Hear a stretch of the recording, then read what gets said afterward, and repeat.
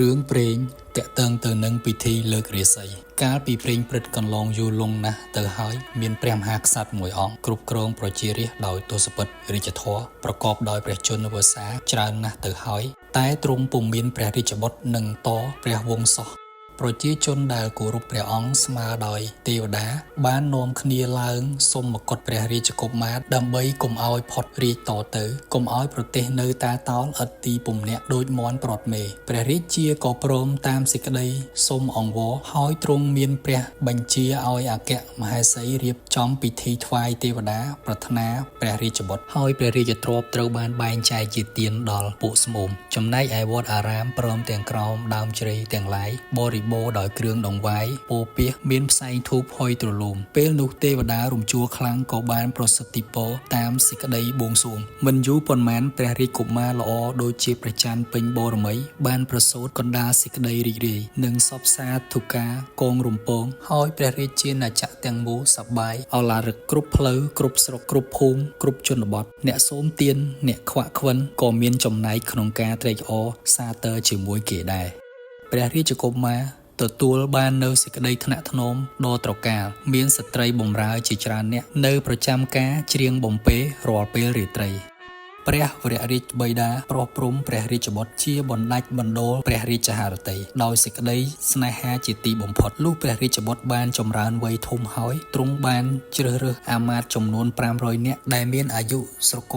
គ្នាក្នុងចំណោមកូនមន្ត្រីទាំងឡាយឲ្យនៅបម្រើជានិច្ចដោយសេចក្តីសុខយ៉ាងឆ្នើមដូច្នោះព្រះរាជកុមារក៏ពុំមានឆ្លួកវង្វេងនឹងទ្រព្យសម្បត្តិទាំងនោះទេទ្រង់បានចូលចិត្តសិក្សាវិជ្ជាផ្សេងបង្ហាញឲ្យឃើញស្ដែងថាទ្រង់ប្រកបដោយបញ្ញាវាងវៃគួរជាទីពឹងដ៏ត្រជាក់នៃប្រជារាស្ត្រពិតប្រាកដមែនទ្រង់ពុំដែលហ៊ានប្រព្រឹត្តកន្លងវិន័យព្រះរាជវង្សទេតែទោះបីជាទ្រង់ប្រាថ្នាយ៉ាងណាបានយ៉ាងនោះក៏ដោយព្រះរាជកុមារមិនអាចចោះទៅកាន់មាត់ស្ទឹងដែលហូរទាបព្រះរាជវាំងបានឡើយព្រោះហោរាបានទំនាយថ្វាយថាបើចង់ឲ្យព្រះនគរផុតចាកមហន្តរាយព្រះរាជកុមារមិនត្រូវយាងទៅក្រសាលនៅទីនោះទេដែលទំនាយទាយថាត្រូវមានគ្រោះកាចដល់ទីវង្គតដោយសារក្រពើអ្នកតាស្ទឹងនោះខំក្នុងព្រះជន្មាយុ15ព្រះវស្សាព្រះគ្រោះត្រូវព្រះអង្គាសោយព្រះអង្គចំនួន7ខែ3ថ្ងៃ20នាទីក្នុងពេលនោះថានឹងកើតភ័យជាច្រើនក្រែងភ្លើងឆេះផ្ទះឬបាត់បង់ទ្រព្យរបស់ពុំនោះទេ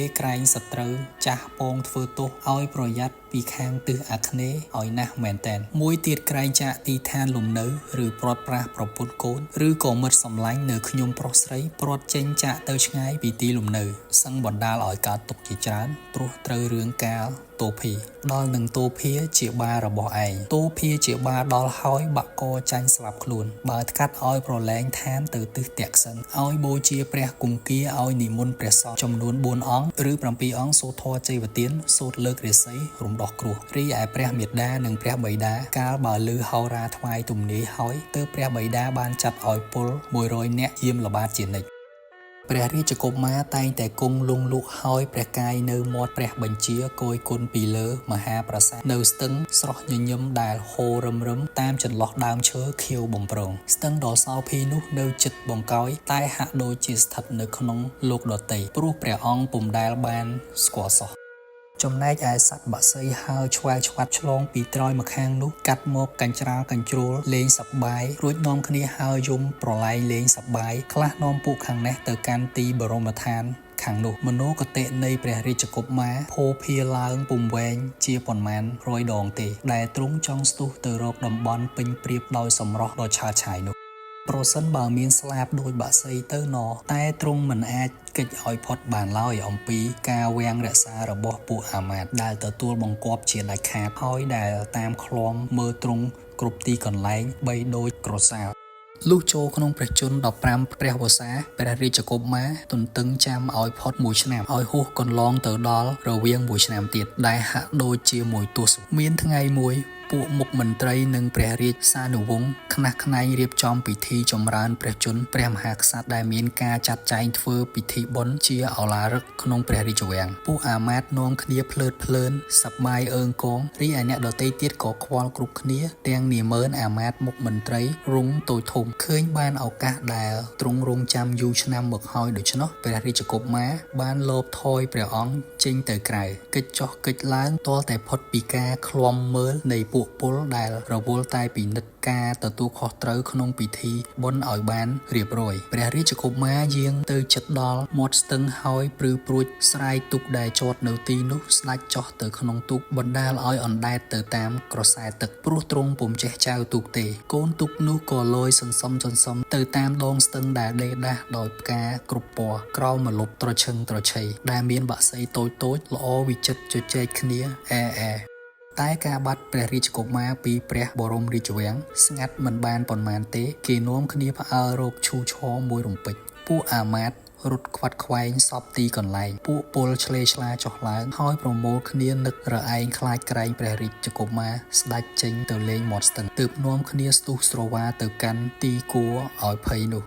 កូនទូកក៏បង្ហាញរៀងឲ្យឃើញក្នុងចន្លោះដើមឈើពីរដើមនាំឲ្យអ្នកទាំងឡាយរីករាយសប្បាយចិត្តដោយនឹកស្មានថាអស់មានគ្រោះអ្វីហើយរំពេចនោះស្រាប់តែក្រពើអ្នកតាស្ទឹងងើបធ្លោឡើងនាំឲ្យពួកអាមាត្យនិងពួកពលភ័ន្តភាំងស្មារតីគ្រប់គ្នាខ្លះប្រឹងស្រែកផ្លាត់សំឡេងខ្លះយកដុំថ្មគប់ខ្លះវាយគោះឈើលាន់ត្រហឹងដើម្បីបន្លាចសត្វកំណាចឲ្យមុជទៅក្នុងទឹកវិញតែការខំទាំងប៉ុន្មាននោះឥតបានផលសោះក្រពើនោះហើរស្ដោទៅរកទូកកាន់តែជិតណាស់ទៅហើយព្រះរាជកុមារក្លាហានណាស់ដែរក្នុងការតស៊ូនឹងសត្វក្រពើនោះទ្រង់កន្ត្រាក់បានច្រវាជាគ្រឿងអាវុធរងចាំសត្រូវដោយឥតតក់ស្លុតមាត់ស្ទឹងទាំងសងខាងពាសពេញទៅដោយមនុស្សម្នាខ្នានខ្នាប់ដែលរត់មើកដោយការចង់ដឹងចង់ឃើញក្រពើចូលទៅដល់ទូកព្រះរាជកុមារ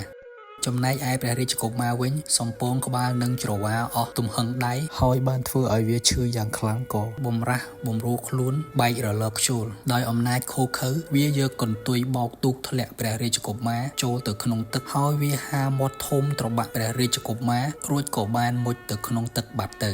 ចំណែកឯទូកក៏បានលិចក្នុងពេលនោះផងដែរហើយគេលើសំឡេងយំសោកនៅតាមដងស្ទឹងគួរឲ្យសង្វេគជាអនេកកប្បការរីឯពួកពលពួកអាមាត្យនិងបណ្ដារាស្ត្រជាច្រើនឈរកកកុញត្រៀបត្រានៅទីនោះតែគ្មានឫទ្ធានុភាពនឹងជួយអនាគតមហារាជាជាទីសង្ឃឹមមាំរបស់ខ្លួនឲ្យរួចព្រះជន្មបានឡើយអ្នកទាំងអស់គ្នាដែលនៅក្បែរនោះបានត្រឹមតែអង្គុយយំហើយស្រែកថាអោណព្រះទំនាយគ្មានខុសទេក្រោយមកដំណឹងនេះបានផ្សាយដឹងដល់ព្រះរាជវាំងយ៉ាងឆាប់រហ័សព្រះមហាក្សត្រនិងព្រះមហាសីបានស្ទុះទៅរកទីគ្រោះនោះទ្រង់បានបួងសួងបន់ស្រន់អស់ពពួកទេវតាក្នុងចក្រវាឡសូមឲ្យជួយស្រោចស្រង់ព្រះរាជឱរសជាបណ្ដូលបណ្ដាច់ព្រះរាជហឫទ័យបើសម្រេចដោយសេចក្តីប្រាថ្នាហើយយើងនឹងរៀបពលិកាបូជាឲ្យសម្បើមអស្ចារ្យជាងដែលធ្លាប់ធ្វើពីមុនមកតែស្ទឹងតូចនៅត្រមឹងត្រមើយធ្វើជាថ្លង់មិនឮពាក្យបូបាច់អង្វរកសោះឡើយក្សត្រទាំងពីរអង្គអស់ផ្លូវសង្ឃឹមអមស្ងួនព្រះរាជឥរិយានាពេលនោះដែលមានទុក្ខដ៏ធ្ងន់បែបនោះទប់ព្រះស្មារតីខ្ជាប់ខ្ជួនមិនបញ្ចេញអាការៈរសាប់រសល់កណ្ដាលទីប្រជុំជនហើយស្ដេចយាងយ៉ាងស្ងៀមស្ងាត់ត្រឡប់ទៅព្រះរាជនិវេលវិញចំណែកឯពួកពលនិងពួកអាមាត្យដើរអោនមុខសេញចប់សេញជឹងហែហោមព្រះអង្គទៅវិញចំណែកខាងប្រជានរាស្ត្រមិនទៅណាទេនៅកើតទុកក្តុកក្តួលរំជួលចិត្តជាអនេក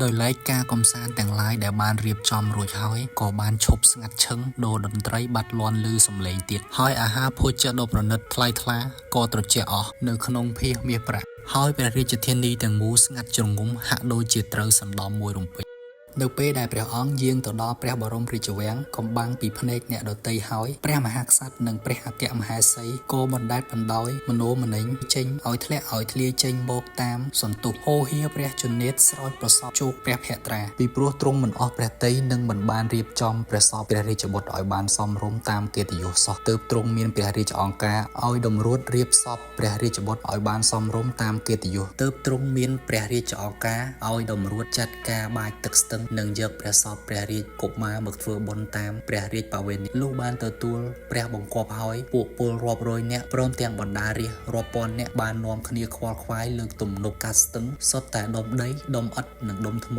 ចាក់កើពីលើគ្នាទាំងបង្គីហើយកិច្ចការនេះជឿនលឿនយ៉ាងរហ័សធ្វើតែមួយថ្ងៃទំនប់ក៏រួចស្រេចបន្ទាប់មកពួកគេបានធ្វើការដុតភ្លើងចន្លោះហើយបាចទឹកនោះឲ្យរីងទាំងយប់លុះដល់ពេលអាត្រាទំនប់នោះក៏ធ្លាយគេនាំគ្នាចាក់ដីពេញភ្លាមតែមិនជាប់យូរហើយខ្សែទឹកត្រង់នោះហូរមិនបានជាខ្លាំងប៉ុន្មានទេតែសូម្បីប្រឹងប្រែងទប់ទល់យ៉ាងណាក៏ឥតបានការលុះទាល់គំនិតហើយមេចាត់ការបានឲ្យទូងស្គរប៉ាវគងគ្រប់ស្រុកគ្រប់ភូមិរកឆ្មាំទំនប់តែគ្មានអ្នកណាឆ្លើយសោះក្រោយមកស្រាប់តែជួបស្ត្រីមេម៉ាយក្មេងម្នាក់មានផ្ទៃពោះចំនួន5ខែហើយនាងបានចូលទៅចិត្តអ្នកប៉ាវគងតបមកសាកសួរកិច្ចការគេទាំងនោះរួចហើយគេក៏បានប្រាប់តាមសេចក្តីសពគ្រប់ចំណែកឯនាងវិញក៏បានព្រមចាំទំនប់ឲ្យគេហើយគេឲ្យនាង10បាតនាងក៏សុខចិត្តចាំទំនប់នោះទៅឯទំនប់នោះបាច់រីងលែងធ្លាយបន្ទាប់មកគេក៏បានចាប់ក្រពើនោះសម្លាប់ហើយវះពោះយកព្រះសពព្រះរាជកុមារមកធ្វើបុណ្យនិងយកព្រះធាតុទៅបញ្ចុះតាមព្រះរាជបវេណីក្រោយមកដោយមានរឿងយ៉ាងនេះឯងហើយទើបសពថ្ងៃជនជាតិខ្មែរយើងតែកាលណាដែលមានគ្រូទាយថានឹងមានគ្រោះហើយតែងតែនិមន្តព្រះសង្ឃធ្វើពិធីកម្ចាត់គ្រោះនិងលើករាសីពីព្រោះខ្មែរយើងតែងតែនិយាយតគ្នាថារាសីដាក់អរិយហ៊ានធ្វើទើបគេរកព្រះសង្ឃឲ្យធ្វើពិធីលើករាសីឲ្យខ្ពស់ឡើងដើម្បីកុំឲ្យមានអ្វីមកបៀតបៀនបានអត្ថបទរឿងព្រេងតាក់ទងនឹងពិធីលើករាសីក៏សូមបញ្ចប់តែត្រឹមនេះសូមអរគុណ